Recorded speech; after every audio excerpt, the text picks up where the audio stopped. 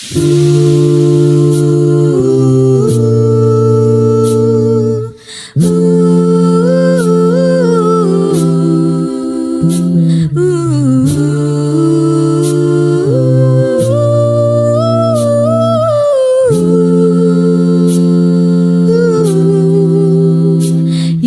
من صليت بكل الأنبياء، يا ما في قلبك رحمة للناس، يا من ألفت قلوبا بالإسلام، يا حبيبي يا شفيعي يا رسول الله، بأمي وأبي فديتك سيدي، صلاة وسلام عليك يا نبي حبيبي يا محمد، أتيت بالسلام والهدى محمد حبيبي يا محمد، يا رحمة للعالمين يا محمد، يا من هليت حياتنا بالإيمان، يا من بجمالك علمت الإحسان، يا من نورت قلوبنا بالقرآن، يا حبيبي يا شفيعي يا رسول الله، بأمي وأبي فديتك سيدي، صلاة وسلام عليك يا نبي حبيبي يا محمد، أتيت بالسلام والهدى محمد حبيبي يا محمد، يا رحمة للعالمين يا محمد، صلى الله على خاتم الأنبياء محمد رحمة للعالمين، رحمة للعالمين محمد رحمة للعالمين، رحمة للعالمين محمد رحمة للعالمين، رحمة للعالمين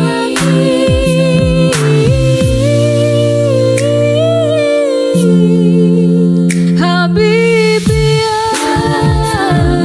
محمد، أتيت بالسلام والهدى محمد حبيبي يا محمد، يا رحمة للعالمين يا محمد حبيبي يا محمد، أتيت بالسلام والهدى محمد حبيبي يا محمد، يا رحمة للعالمين يا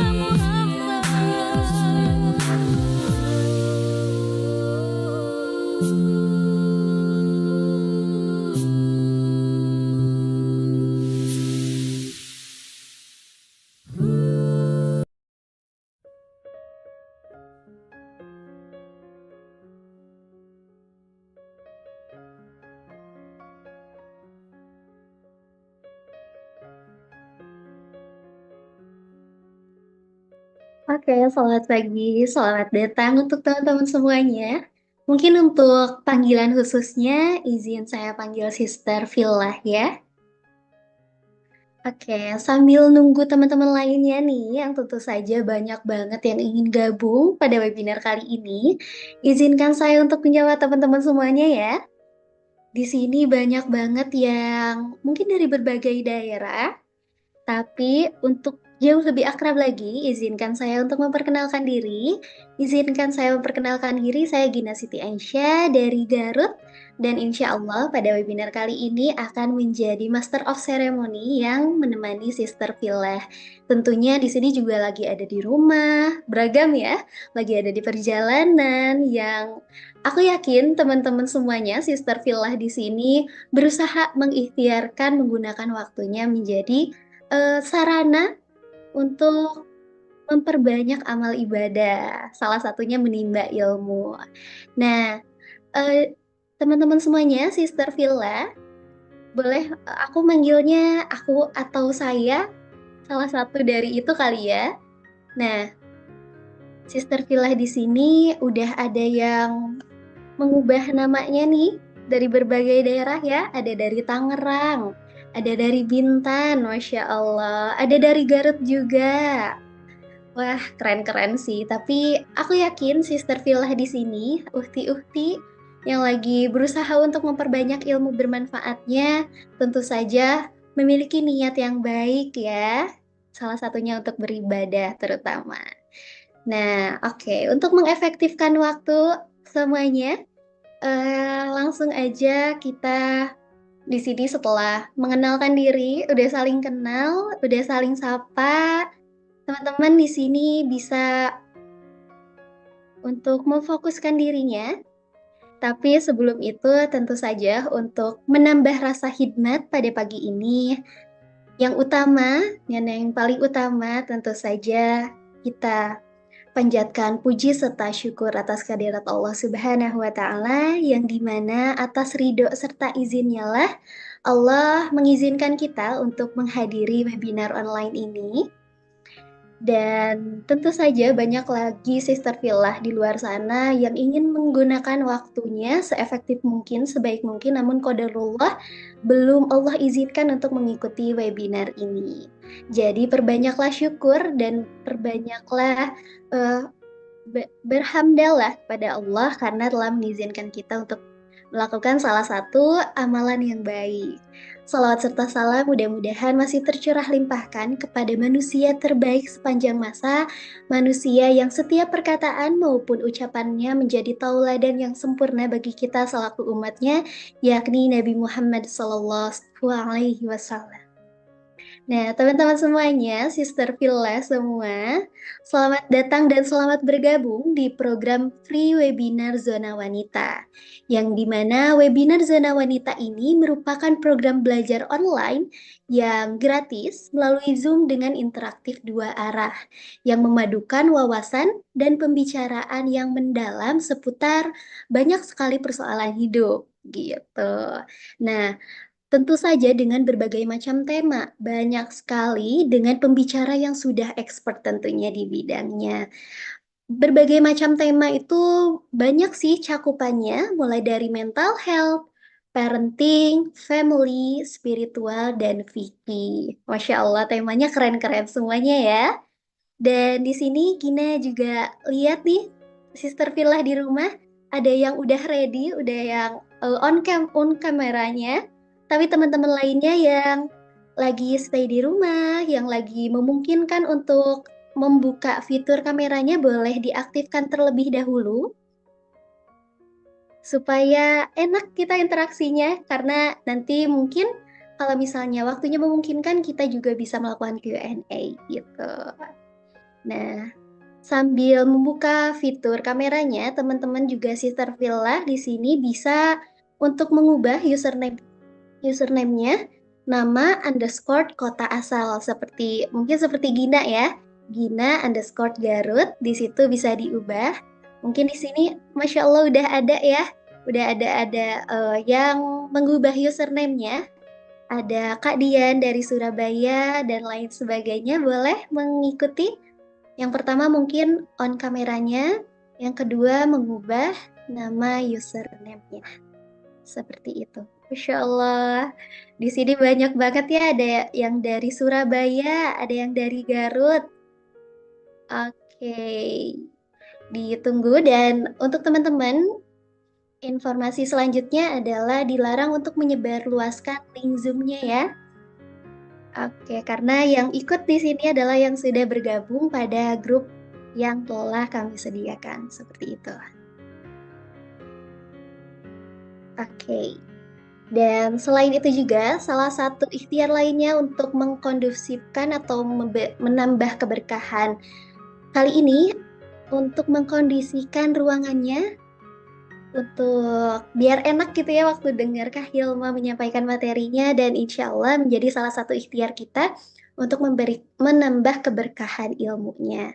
Selain itu juga karena aku yakin nih ilmu yang kita dapat pada pagi ini sangat bermanfaat untuk kehidupan terutama. Jadi boleh disiapkan alat tulisnya. Siapa tahu mau merangkum-rangkum lalu menjadi ilmu yang disebarluaskan. Karena aku yakin di sini banyak banget yang udah punya Instagram atau media sosial lainnya. Bisa di-share nanti ilmu yang didapatkannya dan diberikan kepada teman-teman lainnya. Oke.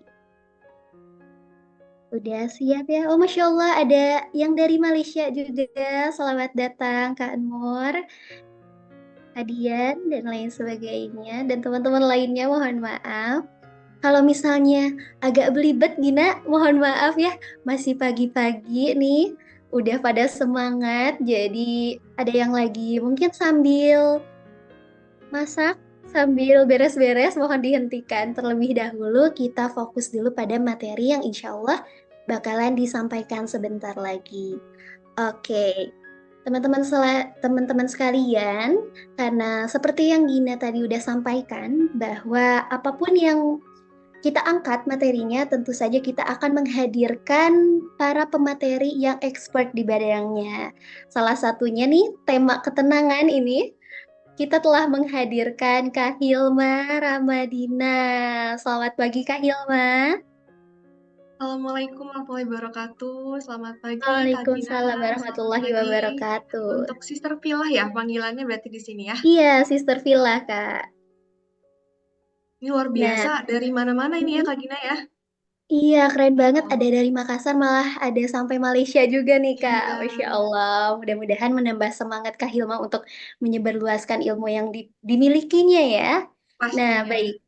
Sister Villa di sini, perkenalkan ini ada Kak Hilma Ramadina, yang beliau tentu saja sangat expert di bidangnya, yaitu psikologi, yang dimana Kak Hilma ini telah menempuh pendidikan S1 Fakultas Psikologi Universitas Garut, S2 Magister Profesi Psikologi Klinis Dewasa Universitas Indonesia. Mohon maaf diralat ya Kak. Tadi agak ini maksudnya S1 Fakultas Psikologi Universitas Indonesia. Dan beliau juga Kak Hilma ini telah berpengalaman dengan juara satu Duta Bahasa DKI Jakarta pada 2018, juara 2 Duta Bahasa Nasional 2018, dan pada CBT Online Psikoterapi. Nah, Kak Hilma ini juga memiliki banyak pengalaman dalam pekerjaannya, yakni psikologi di 1%. By the way, Gina juga suka nonton videonya, Masya Allah Oh, bagus-bagus nih oke. Kak, keren banget. Terima kasih sudah Iya. nonton. Terus juga menjadi trainer, speaker maupun asesor, co-founder Makin Kita, dan digital marketing manager di salah satu usaha F&B. Oke, Kak Hilma apa kabar? Alhamdulillah baik. Kak Gina gimana kabarnya sehat? Alhamdulillah baik. Wah, dengar-dengar Alhamdulillah. ini webinar terpagi Kak Hilma ya, Kak? Betul. Wah, Sebelumnya paling keren pagi mungkin jam 8 banget. ya. Ini tadi jam 6.45 sudah briefing luar biasa sih ini. Wah, keren banget. Jadi Mudah-mudahan semangat menjadi pagi salah ini satu ya. amal yang luar biasa buat Kak Hilma ya, Kak? Amin, amin ya Allah. Amin. Oke, alhamdulillahirobbilalamin. Nah, Kak Hilma mau nanya nih hal-hal spill dikit-dikit kali ya biar nambah penasaran tentang materi kali ini. Oke, boleh, boleh. Kak Hilma kira-kira kalau ketenangan itu kan penting banget nih. Mm, Nah, apakah nanti akan dibahas sumbernya dari mana? Terus rasanya tenang tuh kayak gimana? Bakalan dibahas nggak, Kak? pastinya dong, karena kan judul kita di sini kan seni mencari ketenangan gitu ya. Jadi nanti kita akan Betul. membicarakan banyak tuh, gimana sih sumber ketenangan itu muncul gitu. Apa sih yang menyebabkan kita nggak tenang dan gimana caranya kita bisa mencari ketenangan itu. Atau bahkan menciptakan sendiri. Wih, bisa menciptakan juga ternyata. Betul, nanti kita akan bahas lebih lanjut ya. Oh, oke. Nah, malahan ya, Sister Villa di rumah, kita tuh kadang untuk menemukan ketenangan tuh bisa sampai ke luar negeri atau sampai nyari tempat wisata alam yang kayaknya di sana tenang deh, kayaknya di sini Healing tenang, ya, tapi healing. healing gitu. Tapi ketika ke rumah ternyata mumet lagi gitu. Kayak refreshing sebentar tapi ternyata ketenangannya nggak dapet nih Kak. Jadi Sister Villa di rumah nih dengan berbagai macam daerahnya, itu aku yakin beberapa menit lagi kita akan mendapatkan ilmu yang sangat bermanfaat dan tentunya bisa diterapin ya Kak Hilma ya. Amin. Iya, mudah-mudahan ya Kak. Jadi teman-teman bisa dipastikan Gina sarankan untuk membuka fitur kameranya, lalu mengubah username-nya nama underscore kota asal seperti itu.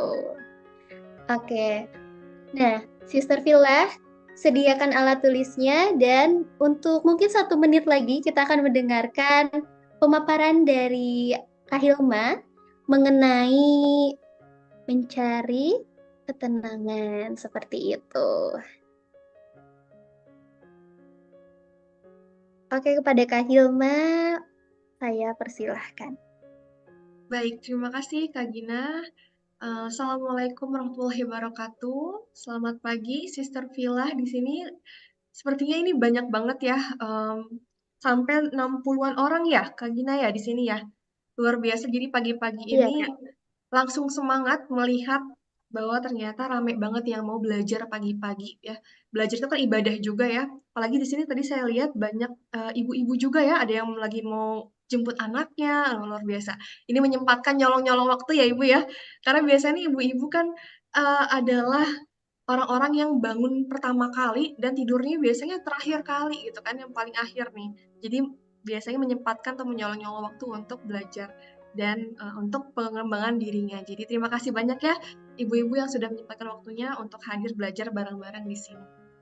Oke, mungkin sebelumnya boleh dibantu untuk share screen, teman-teman.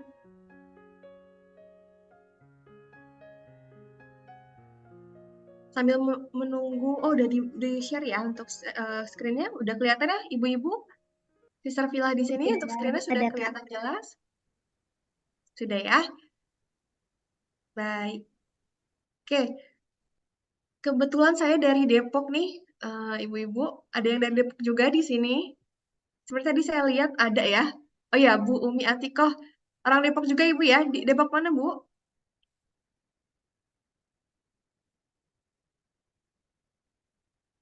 Oh, nggak bisa. Oke, nggak apa-apa. Oke, ya, senang banget di sini ada Depok juga dan sampai tadi sampai ada Malaysia juga ya. Jadi salam kenal semuanya. Perkenalkan saya Hilma.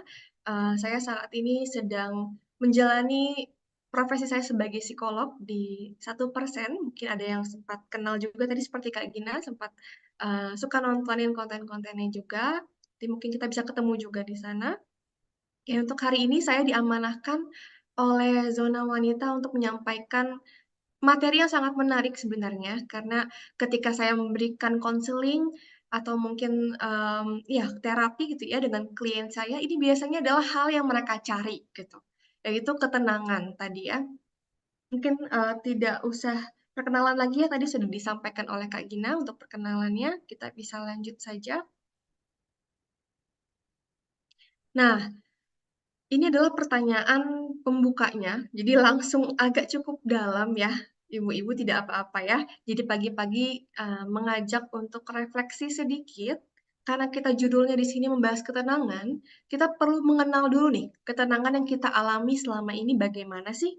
Nah, di sini saya ingin mengajak Sister Villa untuk berefleksi sedikit, boleh menyempatkan waktunya untuk memfokuskan, menanyakan kepada diri sendiri, kapan aja sih waktu di mana teman-teman Sister Villa di sini biasanya merasakan tidak tenang? Saat saat Sister Villa ngapain sih ketika merasakan mulai tidak tenang? Kapan saja sih waktunya? Boleh direfleksikan dulu sejenak. Mungkin nanti bisa, jika tidak keberatan, bisa di-share di kolom chat, boleh ya Kak Gina? Boleh banget, Kak. Oke, nanti boleh di-share di kolom chat jawabannya jika sudah mendapatkan ya. Silahkan coba direfleksikan kira-kira kapan saja Sister Villa merasa susah tenang nih, sulit tenang, gelisah gitu ya. atau mungkin banyak pikiran. Intinya adalah ketika si Sarpila merasa tidak tenang hatinya. Oke, sudah ada yang menjawab dari Ibu Sri Utami, waktu dikejar-kejar pekerjaan buat laporan. Oke, ini ngomongin soal laporan, pekerjaan saya juga menyangkut itu ya, mencakup laporan, jadi saya cukup bisa relate merasakan itu. Ada juga yang menjawab saat harus beradaptasi dengan hal-hal baru. Oke, menghadapi hal-hal baru gitu ya, pastinya ada perasaan-perasaan cemas gitu ya. Apakah saya bisa melakukan ini gitu ya, gelisah. Oke, dari Ibu Anissa Dewi, ketika apa yang kita pengen nggak sesuai. Oke, ini juga sering ya dirasakan. Kemudian dari Bu Irma, waktu kesiangan sholat subuh. Ya ini, Masya Allah ya, ketika ketinggalan sholat tuh pasti ada perasaan gelisahnya. Dan sebenarnya kalau Sister Villa merasakan gelisah ketika meninggalkan sholat, tandanya itu insya Allah masih ada eh, rasa sayang Allah di situ ya, sehingga diingatkan di situ. Oke, ada lagi yang lain bagaimana? Saat anak atau suami waktunya pulang belum pulang, oke, tidak ada kabar. Ya, gelisah ya, muncul perasaan gelisah, mungkin sampai berpikiran kemana-mana jadinya gitu ya. Saat suami tidak ada kabar, oke ini sama ya, ketika suami tidak ada kabar. Ada lagi yang lain?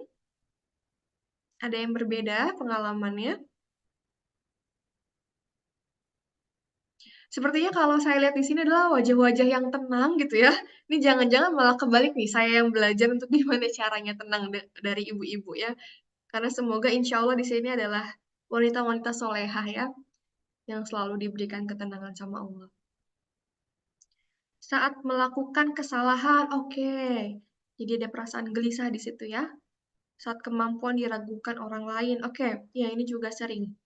Ketika ada konflik yang belum terselesaikan. Oke, makanya jadi gelisah ya, karena kok belum bisa selesai nih konfliknya, bagaimana cara menyelesaikannya. Jadi kepikiran terus ya. Oke, mungkin nanti bisa terus direfleksikan, boleh nanti sambil di-share juga di kolom chat, tapi saya izin untuk melanjutkan. Terima kasih banyak untuk ibu-ibu yang sudah share pengalamannya. Boleh untuk di next. Nah, berikut ya. Jadi kalau misalnya kita lihat tadi dari pengalaman-pengalaman yang udah di-sharing oleh Sister Villa, sebenarnya ada kesamaan di situ ya. Ada kesamaan sifat-sifat dari pengalamannya. Tadi ada yang merasa gelisah ketika melakukan kesalahan, gitu kan ya. Artinya adalah hal-hal yang sudah berlalu, masa lalu gitu kan ya. Merasa belum bisa mengikhlaskan gitu kan ya yang sudah berlalu. Atau tadi hal-hal yang belum terjadi atau masa depan. Misalnya tadi tentang pekerjaan gitu ya. Kemudian suami atau anak nggak ada kabar, kita nggak tahu apa yang terjadi ke depannya sehingga itu membuat kita merasa gelisah, gitu ya. Terus tadi juga ada yang sempat sharing ketika kemampuan diragukan orang lain. Nah, ini kan berbicara terkait dengan hal-hal yang di luar kendali kita, yakni opini orang lain, penilaian orang lain. Jadi biasanya faktor-faktor yang membuat kita merasa tidak tenang, gelisah, itu adalah faktor-faktor yang berada di luar kendali kita, Sister Villa. Tadi, yaitu masa lalu gitu ya, yang udah nggak bisa kita kendalikan lagi. Atau masa depan yang belum kita bisa kendalikan gitu ya, atau hal-hal yang di luar diri kita. Tadi penilaian orang lain, kita terlalu fokus atau terpaku gitu ya terkait dengan penilaian atau pendapat orang lain dibanding ketika kita mendengarkan diri kita sendiri. Jadi biasanya faktor-faktornya itu adalah faktor yang di luar kendali kita yang membuat kita merasa gelisah dan tidak tenang. Nah, ini sebenarnya sudah Allah sebutkan sejak dulu gitu ya untuk menghindari hal-hal ini karena nantinya akan berdampak tidak nyaman bagi kita. Nah, boleh di next untuk slide-nya. Yang biasa kita ketahui di sini mungkin ibaratnya kalau kata kasarnya itu adalah penyakit hati ya. Jika di Al-Quran kan ya disebutkan ada beberapa penyakit hati. Misalnya berprasangka buruk, gitu kan ya, iri atau dengki tadi misalnya kita suka membanding-bandingkan diri kita dengan orang lain, dengan pencapaian orang lain, itu kan adalah bentuk dari iri dengki gitu ya. Atau tidak percaya dengan takdir Allah atau rezeki yang Allah sudah tetapkan. Nah, itu kan adalah hal-hal yang di luar kendali kita. Dan kita melupakan adanya kehadiran Allah yang lebih besar dibanding kita. Jadi itu adalah sumber ketidaknyamanan, sumber ketidaktenangan yang biasanya kita dapatkan. Yaitu ketika kita terlalu fokus atau terlalu memfokuskan energi kita ke hal-hal yang sebenarnya di luar kendali kita. Ya, mungkin seperti itu ya, Sister Villa di sini. Oke, boleh di next untuk slide-nya. Nah, ini biasanya lebih ke sini pertanyaannya. Kadang kita kan merasa banyak pikiran gitu ya. Kok kayaknya hidup aku tuh penat banget ya, banyak harus aku pikirkan. Ya, tidak tenang terus, gelisah terus. Nah, ini mungkin ketika sedang merasakan itu, coba stop sebentar, terus kemudian tanyakan pertanyaan ini. Is it the world that is so busy, or is it my mind? Atau artinya, apakah sebenarnya yang sibuk itu dunia ini, atau sebenarnya hanya pikiran aku aja ya? Gitu. Jadi, ketika kita menanyakan itu, biasanya kadang kita kayak, oh iya, kayaknya ini cuma di pikiran aja nih. Kayaknya pikiran aku nih yang perlu aku tata lagi. Gitu ya. Oke, kemudian boleh di next. Nah ini ada quotes yang menarik banget. Mungkin bisa jadi pengingat untuk kita semua di sini terkait dengan masa lalu dan masa depan gitu ya, bahwa kita perlu ingat nggak akan ada kabar baru dari masa lalu dan tidak akan ada kabar pasti juga dari masa depan. Sehingga jalani saja hidup kita karena hidup ini adalah perjalanan bukan pelarian. Seperti itu. Oke, boleh di next. Nah, sekarang pertanyaannya dibalik. Kalau tadi saya menanyakan kapan biasanya Sister Villa merasa nggak tenang, kalau sekarang saya menanyakan kapan kira-kira biasanya Sister Villa ini merasa justru tenang, bisa tenang, nggak gelisah, nggak banyak pikiran. Mungkin bisa direfleksikan, kira-kira kapan ya waktunya? Apakah ketika ketemu suami, gitu ya? Atau ketika berdoa, itu boleh di-share ya di kolom chat. Oke, dari Kak Anissa, ketika selesai curhat sama Allah, Masya Allah, ya ini mungkin perasaan yang kadang nggak bisa kita jelaskan juga ya, ketenangannya luar biasa. Oke, terima kasih Kak Anissa. Saat hati bisa berdamai dengan keadaan, oke ini another level ya, sudah next level nih, ketika sudah bisa berdamai, itu pastinya nggak mudah. Dari Kak Hesti, ketika melakukan hal-hal yang disukai, oke, menarik deh untuk melakukan hobi ya. Jadi kita melakukan hal-hal yang kita sukai. Ada lagi, Sister Villa? Yang lain bagaimana, Ibu-Ibu?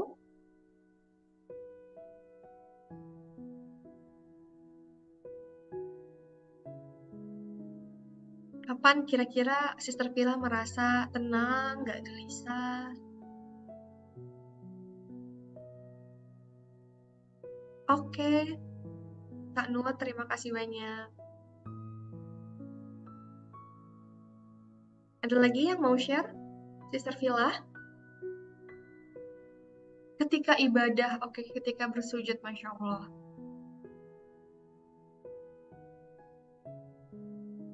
Oke, ada lagi atau yang lain kira-kira sama? Ketika ikut kajian, oke, ketika ada di perpustakaan, lihat buku-buku yang menarik, ada ketenangan di situ ya.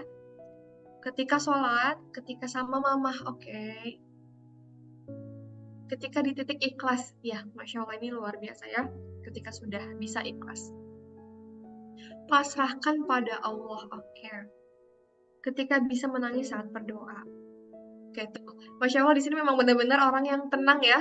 Dari tadi aku melihatnya, ya nih, kayaknya insya Allah ini adalah orang-orang yang tenang, yang diberi ketenangan sama Allah.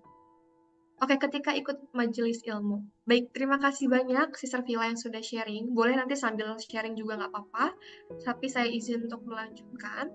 Jadi tadi Sister Villa sudah banyak sharing ya, pengalaman-pengalaman kapan saja merasakan tenang atau bisa tenang, tidak gelisah. Nah, dari yang sudah di-share sebelumnya ini, ada beberapa kesamaan juga nih. Kita lihat ya. Boleh di next.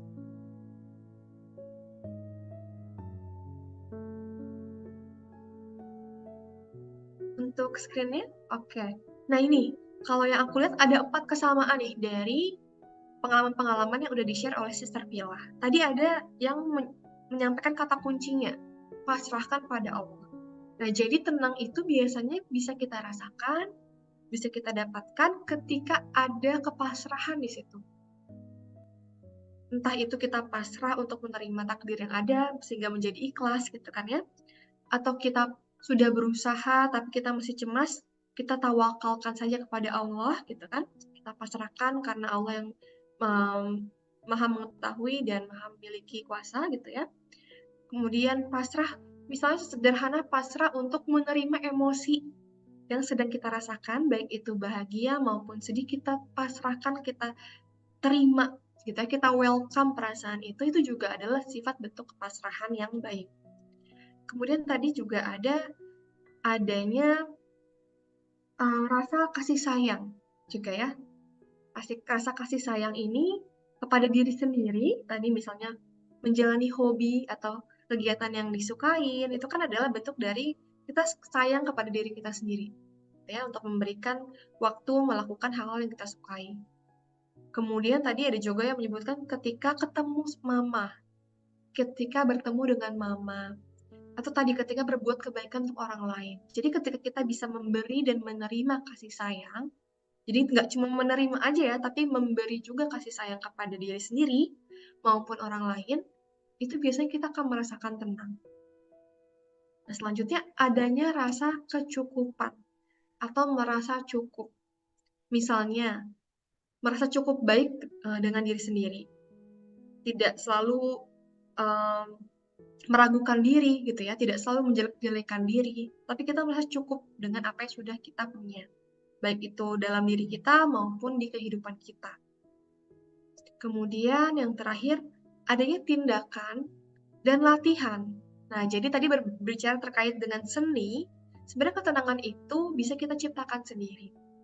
Dan kadang memang perlu latihan. Nanti kita akan bahas bareng-bareng gimana caranya untuk kita bisa melatih untuk menciptakan ketenangan kita sendiri. Ya, tadi udah ada yang sepil tuh untuk melakukan hal-hal yang kita sukai, gitu ya. Bertemu orang yang kita sayang. Soalnya adalah hal-hal yang kita coba lakukan, gitu kan. Kita coba latih untuk diri kita agar kita bisa menemukan ketenangan kita sendiri. Jadi kita tidak hanya diam berharap mendapatkan ketenangan gitu ya, berharap Allah memberikan ketenangan kepada kita dengan hanya diam, tapi kita juga aktif mencari trial and error gitu ya, untuk mencari mana nih kegiatan atau mungkin hal-hal yang bisa kita lakukan yang memang cocok untuk kita dan bisa berbuah ketenangan untuk diri kita. Seperti itu. Oke, Sister Pilah. Oke, mungkin boleh dilanjut untuk slide-nya. Nah, ini faktor-faktor sumber ketenangan. Tadi kan Kak Gina juga sempat menyebutkan ya, apakah akan dibahas nih sumber ketenangan itu dari mana aja. Nah, pastinya di sini akan kita bahas. Jadi kalau dari sisi psikologi, kita bisa berbicara terkait 3 faktor nih, Sister Pilah, untuk kita bisa mendapatkan ketenangan. Yang pertama dari sisi kognitif, kemudian dari sisi afektif ini adalah emosi ya, perasaan, emosi gitu ya. Kalau kognitif itu adalah pikiran. Kemudian yang ketiga adalah dari sisi perilaku. Jadi ada hal-hal yang harus kita lakukan juga untuk mendapatkan ketenangan. Nah, contohnya apa aja nih kalau dari sisi psikologi? Kalau dari kognitif atau pikiran, itu kita berbicara terkait dengan tolerance of uncertainty. Atau bahasa Indonesia adalah toleransi terhadap ketidakpastian. Jadi sebenarnya ini menarik. Banyak penelitian yang meneliti bahwa ternyata setiap dari diri kita itu punya toleransi terhadap ketidakpastian yang beda-beda. Ada yang toleransi terhadap ketidakpastian itu memang rendah, sehingga dia mudah untuk cemas, mudah untuk merasa gelisah, gitu ya. Dan ini memang biasanya bisa diturunkan. Jadi genetik sifatnya. Kita nggak punya kendali untuk itu. Tapi tidak apa-apa, bukan berarti kita tidak bisa merasa tenang. Karena kalau misalnya kita punya tingkat toleransi terhadap ketidakpastian yang rendah. Karena kita punya masih sisa ada afektif dan perilaku juga yang bisa kita kendalikan. Gitu ya.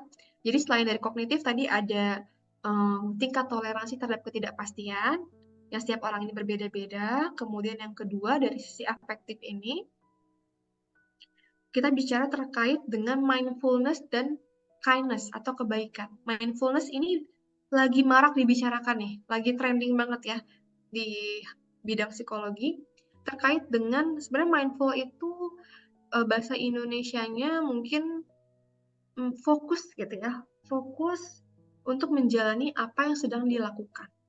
Jadi dibanding kita terlalu terpaku terhadap masa lalu atau masa depan, kita fokus di masa yang sedang berlangsung. Itu mindfulness. Misalnya kalau lagi makan ya kita fokus untuk makan, tidak sambil mengerjakan hal yang lain. Kita rasakan tekstur makanannya, kita syukuri, gitu ya. Kalau misalnya kita lagi berbicara dengan orang ya kita fokuskan di sana, pikirannya nggak kemana-mana, gitu ya. Jadi kita bisa membagi, mengalokasikan ruang pikiran kita, hati kita itu fokus untuk apa yang sedang kita kerjakan. Nah, itu mindfulness. Kalau kindness ini berbicara terkait dengan bagaimana kita bisa merasakan, berempati untuk diri kita maupun untuk orang lain. Berbuat kebaikan untuk diri kita maupun untuk orang lain. Memberi dan menerima. Kemudian dari sisi perilaku, faktornya itu adalah regulasi emosi. Jadi bagaimana kita bisa mengelola emosi kita sehari-hari, terutama untuk emosi yang negatif ya. Karena biasanya ini yang sulit ya untuk kita kelola. Benar nggak? Sister Pilah. Ketika kita cemas apalagi gitu ya, gelisah, bagaimana nih cara mengelolanya? Terutama kalau lagi marah, gitu ya. Bagaimana nih cara mengelolanya agar tidak sampai menyakiti diri kita atau orang lain, atau malah memperburuk suasana atau memperburuk konflik yang sudah terjadi. Jadi seperti itu ya. Jadi sumber-sumbernya ada 3 tadi ya, dari kognitif, afektif, dan juga perilaku. Nah, ini juga sebenarnya dalam Islam juga sudah diajarkan dari dulu, gitu ya. Jadi Islam itu sebenarnya memang sudah mengajarkan segala aktivitas kehidupan manusia, sampai psikologi pun juga sebenarnya sudah diajarkan. Boleh di next untuk slide-nya. Nah, ini ya. Jadi kalau dari Islam ini sebenarnya sama aja. Kalau kognitif itu bentuk perilakunya, sumber ketenangannya adalah kita berhusnuzon sama Allah. Atau ketika kita melakukan sesuatu, kita mulai niatkan dari kepala kita, dari hati kita dulu, untuk meniatkannya karena Allah Ta'ala aja, gitu ya, lillahi ta'ala. Nah, ini sebenarnya dari sisi kognitif. Kalau tadi psikologi kan kita bahas tadi ada tolerance of uncertainty. Kita merasa sulit menerima ketidakpastian. Nah, obatnya kalau di Islam sudah ada, yaitu berhusnuzon dengan Allah. Percaya dengan takdir Allah. Percaya dengan kebesaran Allah. Gitu kan. Dan purpose-nya, niatnya kalau di Islam juga sudah dijelaskan. Niatkan segala sesuatu untuk Allah, maka disitulah kalian akan menemukan ketenangan. Kemudian dari sisi afektif. Kalau tadi psikologi berbicara terkait mindfulness, kindness gitu ya, sebenarnya juga udah diajarkan. Bahasanya aja gitu kan yang diubah-ubah nih menjadi lebih modern. Tapi di Islam sendiri juga sudah diajarkan dari dulu, yaitu bersyukur. Bersyukur kan artinya kita fokus menerima apa yang sudah kita miliki saat ini. Bersyukur terhadap apa yang lagi dijalani saat ini. Tidak muluk-muluk meminta yang belum ada gitu kan, atau menyesali yang sudah terjadi. Bersabar, kemudian tadi tawakal, dan berbuat baik kepada Allah maupun kepada sama manusia. Hablum minallah, hablum minannas. Nah, yang terakhir dari sisi perilaku. Ya, regulasi emosi ini kan salah satu bentuk ikhtiar kita juga. Jadi kalau di Islam itu kan dikenalnya dengan ikhtiar. Mencoba melakukan hal-hal yang bisa membantu kita dan diridhoi Allah gitu ya. Karena regulasi emosi ini pastinya diridhoi Allah, karena kan kita fokus untuk mengelola emosi kita agar tidak terlalu tenggelam dalam kesedihan kita atau kemarahan kita. Seperti itu ya. Jadi kalau di Islam ini sebenarnya udah lengkap. Ini hanya kita ubah-ubah aja bahasanya sebenarnya kalau di psikologi ya. Oke, boleh di next slide-nya. Nah, salah satunya caranya itu adalah dengan kita bisa menciptakan ketenangan kita sendiri. Jadi, ketenangan itu jarang sekali sebenarnya justru yang tiba-tiba datang. Malah akan lebih sering ketika kita aktif melakukannya. Makanya di sini saya nulisnya bukan menemukan, ya. Kalau menemukan kita kayak mencari sesuatu yang hilang gitu. Padahal sebenarnya ketenangan itu selalu ada. Atau memang belum kita latih sehingga kita perlu menciptakannya sendiri. Makanya di sini saya menuliskannya menciptakan ketenangan sendiri. Kenapa sendiri? Karena kita nggak bisa mengharapkan ketenangan itu dari orang lain. Ingat, apa yang di luar diri kita itu semuanya di luar kendali kita. Makanya di sini saya mengajak Sister Villa untuk fokusnya kita aktif sendiri, gitu ya, menciptakan ketenangan kita sendiri. Tidak bergantung pada orang lain untuk memberikan ketenangan itu. Seperti itu ya. Oke, boleh di next slide-nya. Nah, ini hal yang pertama banget yang perlu Sister Villa coba latih atau ciptakan, yaitu membangun kecerdasan emosional. Apa itu kecerdasan emosional? Singkatnya adalah cara kita untuk tadi bisa meregulasi emosi kita, baik itu emosi yang positif maupun negatif. Nah, kalau dari sisi psikologi, ini ada dari teori dari Goleman namanya. Nanti mungkin bisa dibaca-baca juga kalau ada yang mau baca lebih lanjut. Cari aja teori Goleman, kecerdasan emosional, ada banyak banget bukunya. Nah, ini beliau membicarakan ada 5 faktor kecerdasan emosional untuk kita bisa lebih meregulasi emosi kita. Yang pertama, kita perlu untuk bisa mengenali dan menyadari diri kita. Kenali emosi Sister Villa. Apa sih yang sedang dirasakan? Namakan emosinya. Oh, saya lagi merasa cemas ya sekarang. Saya lagi merasa marah nih kayaknya. Saya lagi merasa kurang dihargai nih kayaknya. Jadi, usahakan Sister Villa namakan emosi yang sedang dirasakan.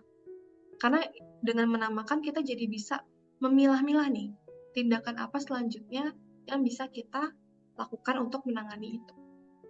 Karena sejauh ini mungkin kita kebiasaan memendam emosi, tidak menamakannya. Jadi kita nggak kenal sama diri kita sendiri. Kadang kalau ditanya suami ini mungkin, kamu lagi kenapa sih? Gitu. Biasanya cewek-cewek jawabnya, nggak tahu, nggak apa-apa kok. Padahal sebenarnya kita lagi merasakan sesuatu. Tapi karena kita kurang kenal, kurang ngajak ngobrol gitu ya diri kita, kurang sering menamakan emosi kita jadi melewatinya dan kadang jadi numpuk terus tuh.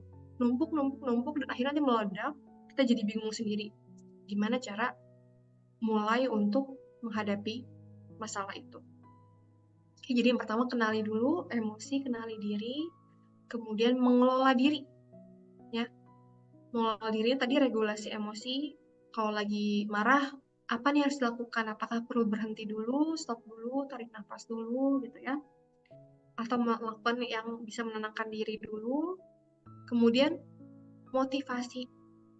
Jadi motivasi ini juga memengaruhi kecerdasan emosional kita. Motivasi ini ada yang eksternal, ada yang internal.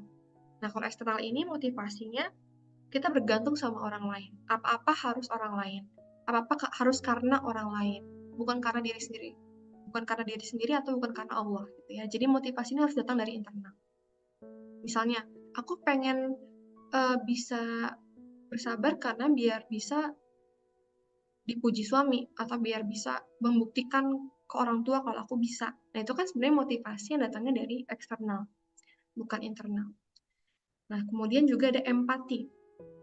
Empati ini berbicara terkait dengan bagaimana kita bisa memosisikan diri kita di sepatu orang lain.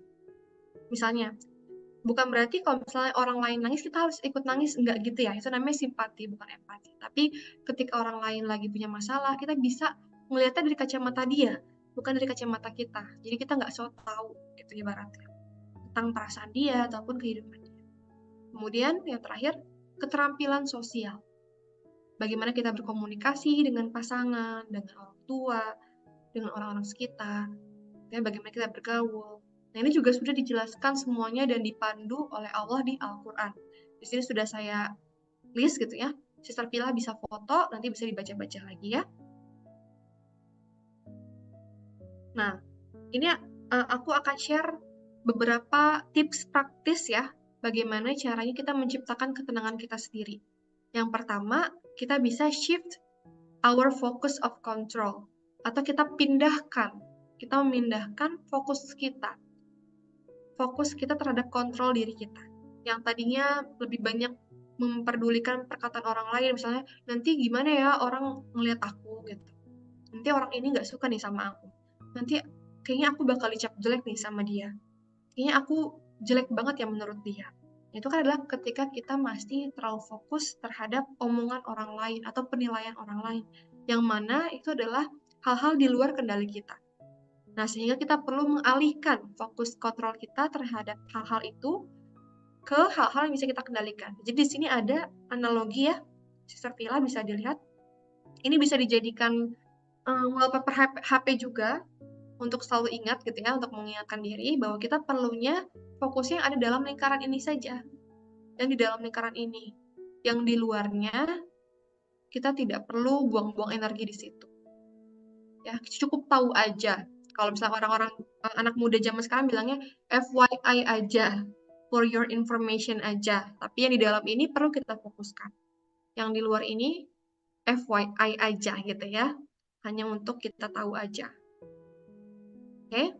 Jadi kita perlu latih fokus kontrol kita mulai arahkan ke dalam diri kita dan ke Allah. Gitu. Nah ini analoginya. Kadang ini adalah menggambarkan apa yang kita cemaskan nih, panjang, gede, banyak gitu ya. Nah, padahal sebenarnya yang kita bisa kontrol cuma segini. Gitu kan? Sisanya sebenarnya kita bisa let go aja, kita bisa ikhlaskan aja. Dan fokus untuk kotak kecil yang tengah ini untuk bisa kita lakukan saat itu. Gitu ya. Nah, ini contohnya. Untuk kita bisa fokuskan terhadap apa yang bisa kita lakukan. Misalnya ada yang merasa, aku kok belum bisa ya memaafkan diriku atas kesalahanku yang dulu ya. Kenapa dulu aku bodoh banget nih berbuat seperti itu. Aku belum bisa memaafkan diriku nih. Mungkin ada yang seperti itu perasaannya. Nah, gimana caranya? Itu kan adalah masa lalu. Kita terlalu fokus di hal masa lalu yang sudah terjadi. Ya, kita belum fokus ke saat yang sekarang, yang sedang berlangsung. Nah, cara kita shift fokusnya adalah kita ubah kata-katanya. Kita reframe. Kita framing ulang kata-katanya. Tapi keadaannya tetap sama nggak apa-apa. Kita belum ikhlas tetap sama nggak apa-apa. Cuman framing kata-katanya kita ubah. Contohnya, aku ikhlas kalau aku belum ikhlas untuk bisa memaafkan diriku. Karena ikhlas kalau belum ikhlas itu juga bentuk ikhlas kok. Gitu ya. Jadi ini salah satu bentuk kita bisa shift our focus dari hal-hal yang nggak bisa kita kendalikan, ya kita fokus sama apa yang sedang kita rasakan saat ini aja. Oh, kita belum bisa memaafkan, ya udah nggak apa-apa, ikhlas kalau kita belum bisa memaafkan. Karena ikhlas kalau belum bisa ikhlas, ya itu juga ikhlas namanya. Gitu ya. Ini contoh aja. Ya, boleh di next selanjutnya. Nah, yang kedua, kita berlatih untuk membangun ruang yang lebih besar untuk menerima emosi negatif yang kita rasakan. Jadi ibaratnya bayangin diri kita tuh sebagai langit yang luas, gitu ya. Kita jadi langit yang luas. Nah, langit itu kan bisa bermacam-macam ya, terjadi cuaca, bisa buruk, bisa baik, bisa panas, bisa badai gitu kan, bisa adem, bisa hujan. Tapi semua itu kita terima. Langit itu bisa menerima semua cuaca yang ada. Karena langit itu percaya cuaca itu akan silih berganti, nggak akan permanen hujan terus atau kemarau terus gitu ya. Tapi pasti akan ada hari baik, ada hari buruk juga. Nah itu kita bayangkan diri kita menjadi langit yang besar, yang siap menerima segala emosi baik itu positif maupun negatif. Karena emosi itu nggak ada yang salah. Allah pun juga nggak melarang kita untuk merasakan sedih. Boleh dibaca di Al-Quran. Allah nggak melarang kita untuk merasakan sedih, tapi Allah melarangnya kalau kita tenggelam dalam kesedihan itu. Jadi untuk merasakan, untuk menerima kesedihan itu nggak apa-apa. Asalkan jangan sampai tenggelam. Gitu. Ya, jadi jadilah langit tadi itu. Langit yang luas untuk menerima berbagai cuaca. Boleh di next slide-nya. Nah, ini mungkin sepertinya tidak cukup waktu ya untuk kita melakukan ini, tapi boleh nanti di foto aja, nanti dilakukan di rumah setelah ini. Jadi silakan di-list banyak-banyaknya hal buruk dan hal baik yang terjadi seminggu terakhir ini. Tidak harus sekarang, boleh nanti, tapi saya izinkan untuk melanjutkan dulu slide-nya karena waktunya terbatas. Boleh di next. Nah, ini adalah berhubungan dengan tadi latihan yang tadi saya minta dilakukan untuk ngelis hal-hal baik dan hal buruk yang terjadi seminggu terakhir. Itu karena saya akan bicara terkait dengan tips yang ketiga ini, yaitu untuk celebrate our small wins atau kemenangan-kemenangan kecil. Kita selebrasi kemenangan-kemenangan kecil yang terjadi di hidup kita. Biasanya kita terlalu fokus untuk mencapai hal-hal yang besar. What's next nih? Udah bangun bisnis, kedepannya apa lagi nih? Gitu kan? Harus selalu yang besar pencapaiannya. Harus selalu yang terlihat. Tapi kita kadang lupa untuk mengapresiasi hal-hal kecil yang terjadi setiap hari, bahkan setiap detik di hidup kita. Nah, ini bentuk tanda syukur juga ya untuk kita bisa acknowledge apa aja sih kebaikan-kebaikan yang terjadi di hidup aku seminggu terakhir ini. Sesederhana misalnya, oh kemarin aku ngelihat kucing di jalanan, aku kasih makan.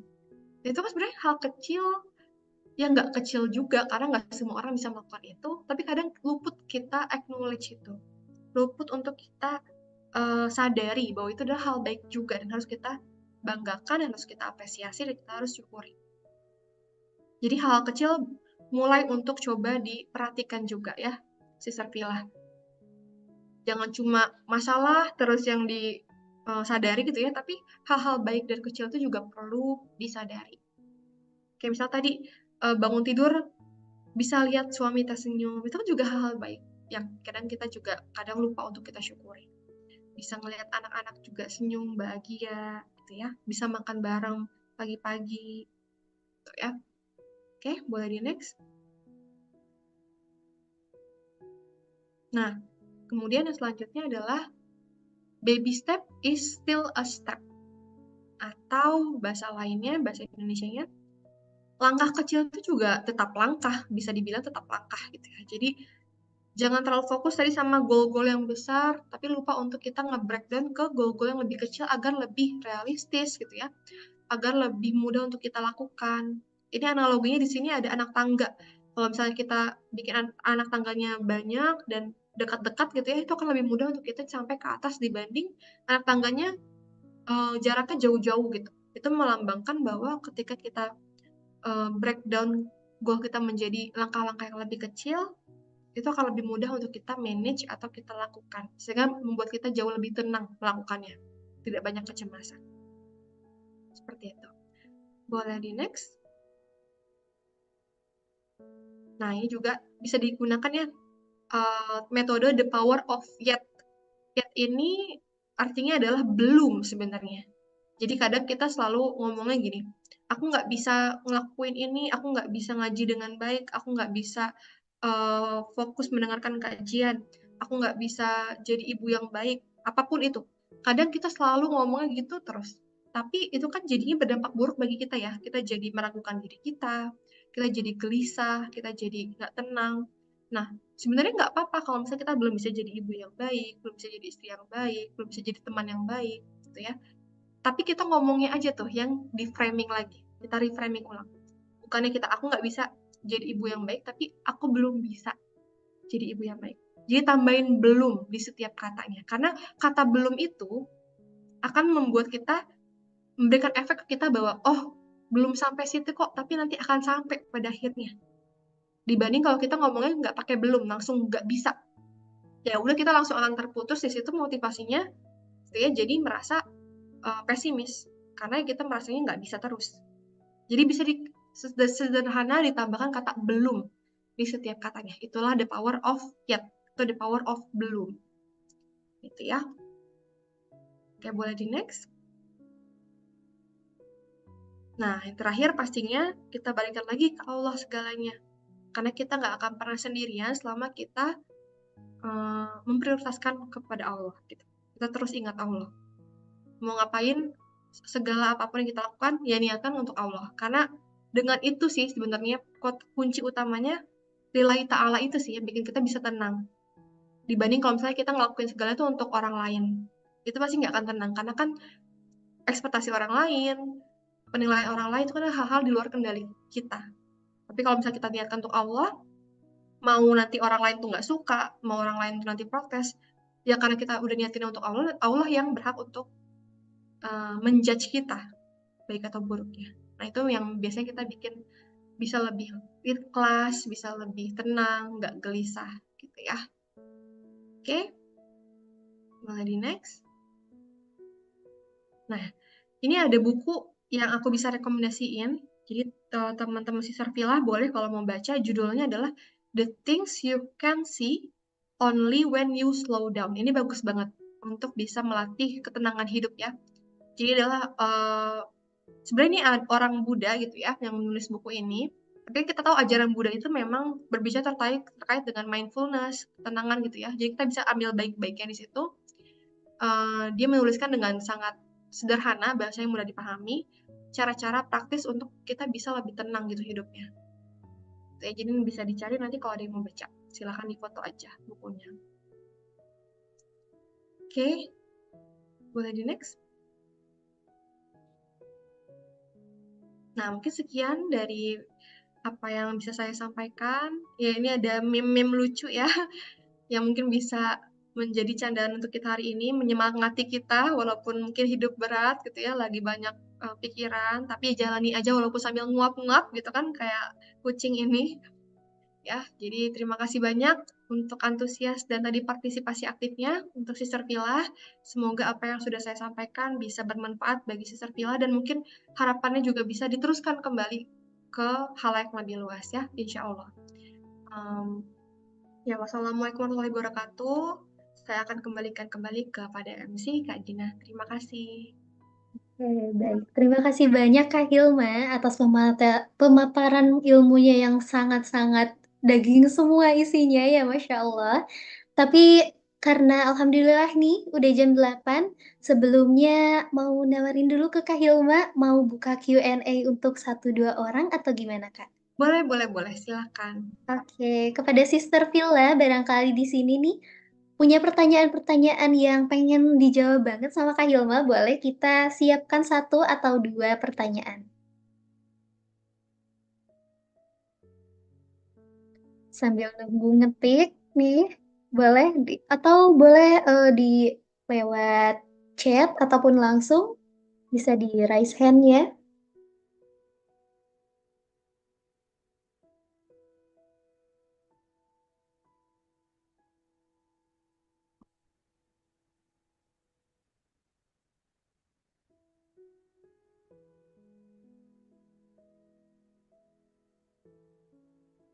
Oke, Kak Hilma ternyata udah ada pertanyaan yang masuk nih, izin untuk disampaikan ya. Oke. Bagaimana kalau sering melamun, banyak diam, kelihatan di wajahnya linglung? Solusinya Hmm, bagaimana ya ketika melihat saudara seperti itu, nih Kak? oke. Ini anonim ya namanya? Iya, ini Oke. anonim. Ini berarti untuk saudaranya, bukan untuk dirinya kah? Iya, betul Kak. Oke, ini bicara terkait dengan orang lain ya. Memang agak lebih sulit sih sebenarnya karena tadi balik lagi orang lain itu kan di luar kendali kita gitu ya. Ketika banyak melamun, bengong gitu ya, ini bisa banyak faktor sih. Mungkin aja memang dia banyak pikiran pertama gitu kan ya. Kalau banyak pikiran ya berarti solusinya kita perlu untuk sering-sering ngajak ngobrol gitu ya. Ada masalah apa yang bisa dibantu, tapi nggak sok tahu.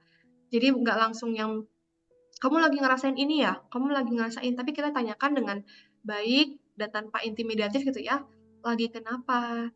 Uh, aku lihat kok kayak dari kemarin lagi banyak bengong nih, apakah banyak pikiran gitu ya. Ada yang bisa aku bantu, mau cerita, aku bisa dengerin gitu ya. Itu kan bentuk kita terbuka pada dirinya, mungkin dia butuh orang yang kayak gitu. Butuh orang yang bisa mendengarkan dia dan karena memang dia nggak terbiasa untuk cerita. Itu satu. Faktornya mungkin bisa karena dia lagi banyak pikiran. Atau yang kedua, dia memang ada gangguan tertentu. Nah ini kalau seperti ini kan kita juga nggak bisa uh, memastikan ya kenapanya. Jadi perlu untuk dibawa ke profesional untuk dicek. Misalnya udah cerita-cerita nih, terus Sister Villa ngerasa kayaknya dia ada sesuatu nih yang mengganggu dia dan mungkin tuh di luar kapabilitas kita untuk menolong.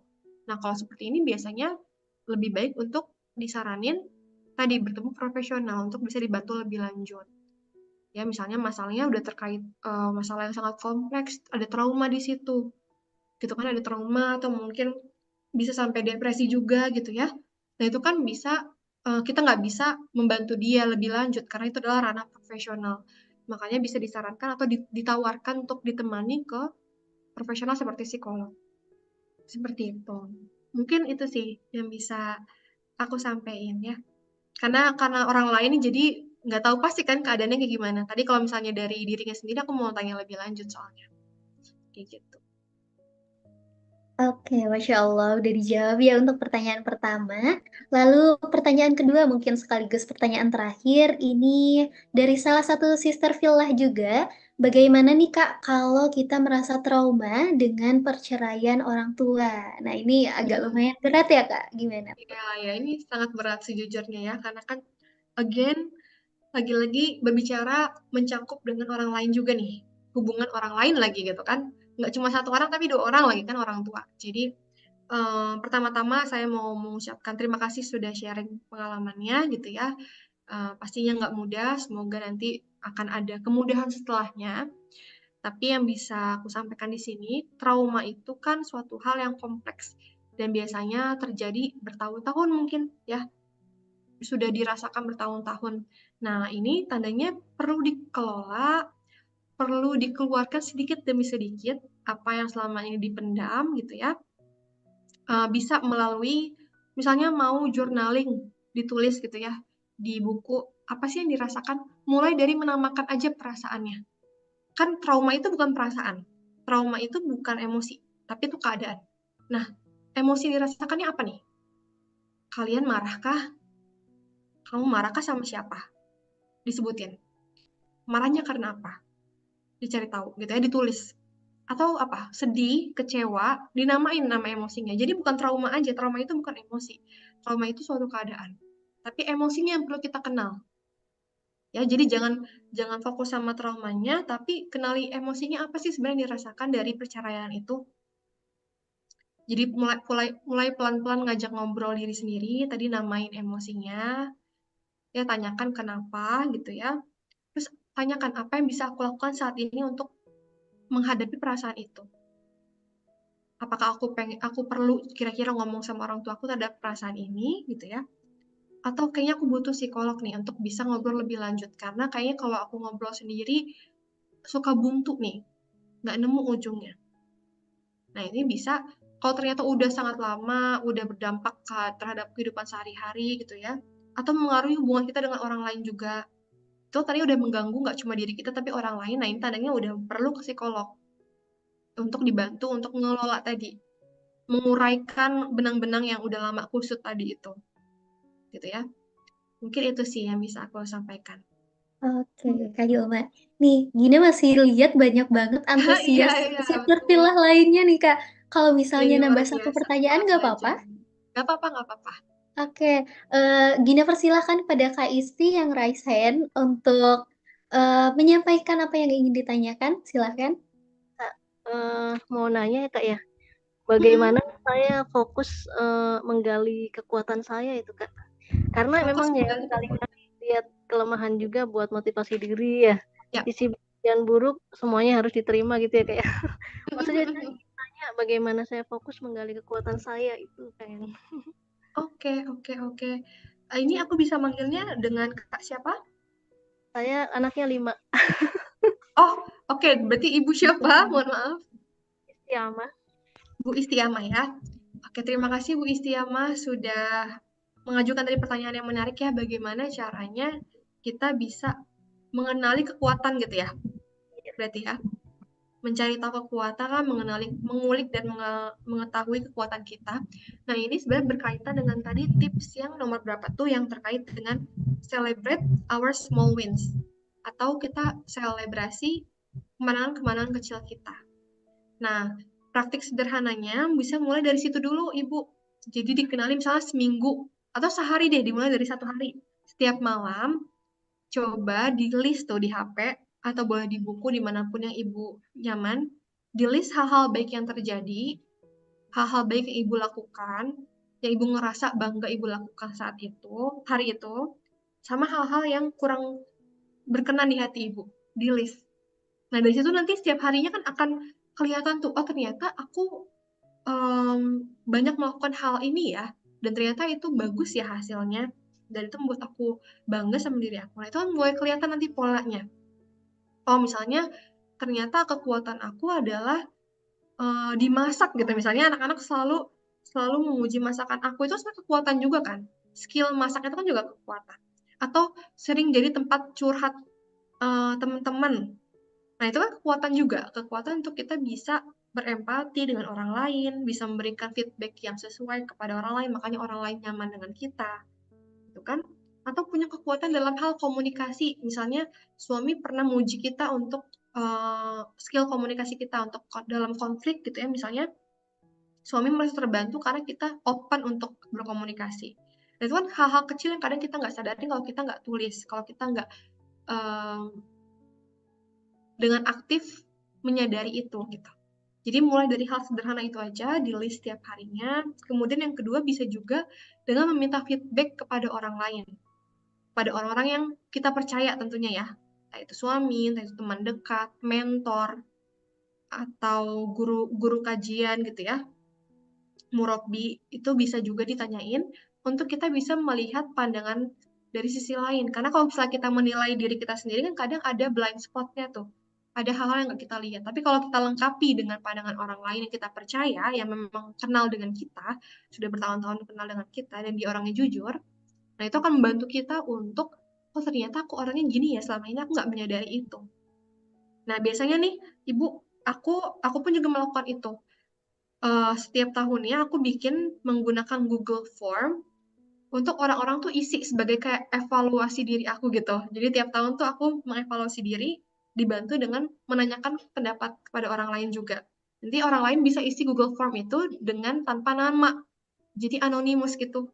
Nah, jadi orang yang isi itu bisa lebih apa ya, lebih nggak segan gitu untuk menyampaikan yang mereka rasakan terhadap diri kita.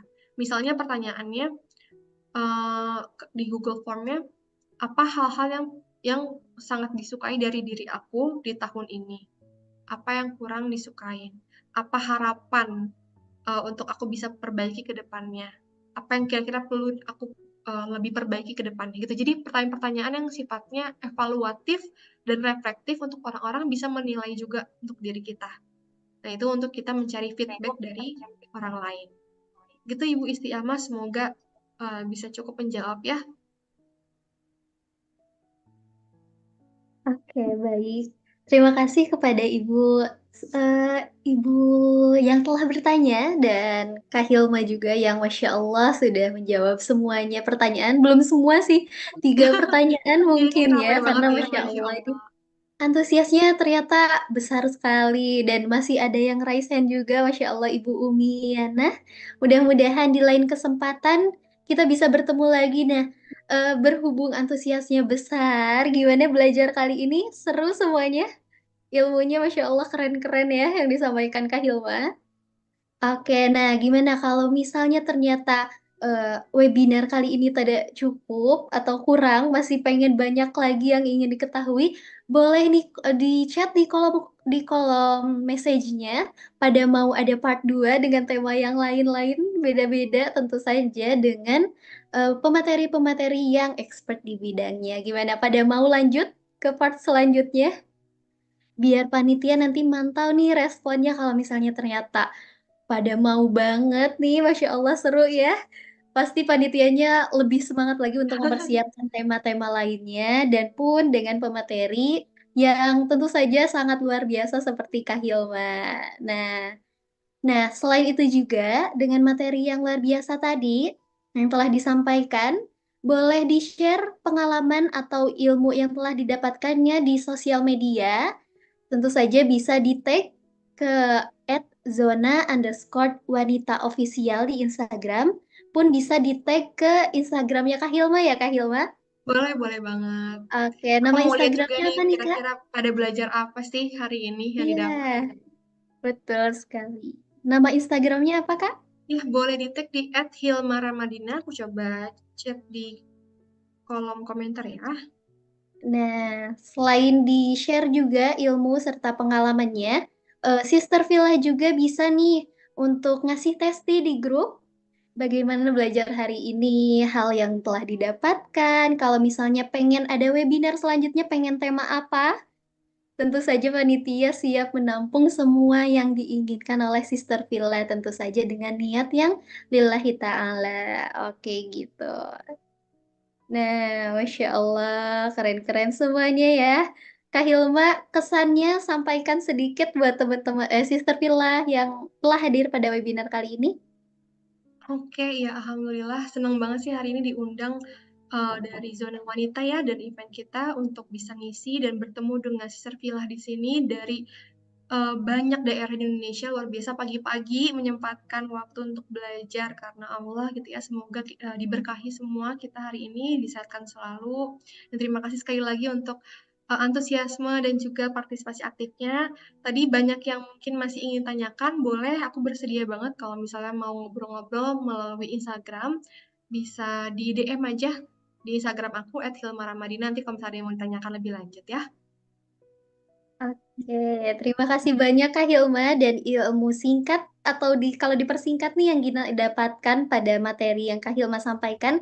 Jadi ketenangan itu bisa kita ciptakan dengan fokus kepada yang bisa kita kontrol ya Kak. Di luar yang kita kontrol, kita bisa menyiapkan ruang di dalam hati kita untuk mendapatkan hal-hal yang tidak diinginkan atau hal-hal yang ternyata menurut kita negatif seperti itu. Oke, jangan lupa ya Sister Villa semuanya.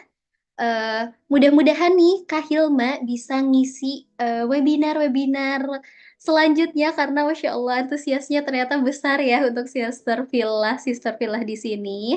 Sister Villa juga bisa ajak teman-temannya kalau ternyata selanjutnya ada webinar entah itu bersama Kak Hilma lagi, amin, ataupun dengan pemateri-pemateri lainnya. Jangan lupa untuk share ilmunya, share pengalamannya, dan berikan testimoninya di grup seperti itu. Terima kasih banyak Kak Hilma telah memberikan ilmunya dan terima kasih juga kepada Sister Villa. Masya Allah di sini juga banyak yang ternyata udah masih semangat belajarnya seperti anak muda, tapi ternyata udah ada anak 5 dan lain sebagainya. Tetap pertahankan. Insya Allah jadi inspiratif juga untuk kaum muda ya. Mohon maaf jika terdapat banyak kesalahan dari Gina selaku Master of Ceremony pada kali ini. Semua kebenaran berasal dari Allah dan semua kesalahan berasal dari Gina pribadi. Izin untuk menutup kegiatan pada kali ini dengan bacaan hamdalah bersama-sama. Alhamdulillahirabbil alamin. Sekian, wassalamualaikum warahmatullahi wabarakatuh. Waalaikumsalam warahmatullahi wabarakatuh. Waalaikumsalam warahmatullahi wabarakatuh. Terima kasih Kak Hilma. Terima kasih banyak. Terima